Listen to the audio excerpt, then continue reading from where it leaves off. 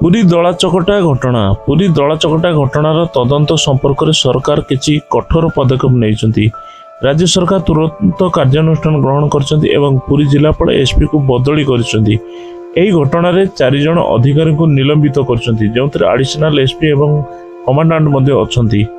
ମୁଖ୍ୟମନ୍ତ୍ରୀ ମୋହନ ଚରଣ ମାଝୀ ଏହି ଘଟଣାକୁ ଅକ୍ଷମଣୀୟ ଅପରାଧ ବୋଲି କହିଛନ୍ତି। ଘଟଣାର ତଦନ୍ତ ଗୋଟିଏ ମାସରେ ଶେଷ ହେବ ଏବଂ ଦୋଷୀ ସାବ୍ୟସ୍ତ ହେଲେ କଠୋର ଦଣ୍ଡ ଦିଆଯିବ ବୋଲି ଆଇନମନ୍ତ୍ରୀ କହିଛନ୍ତି।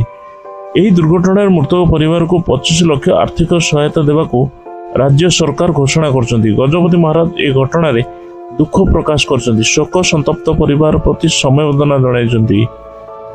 ଉନ୍ନୟନ କମିଶନରଙ୍କୁ ଘଟଣାର ତଦନ୍ତ କରିବାକୁ ନିର୍ଦ୍ଦେଶ ଦିଆଯାଇଛି।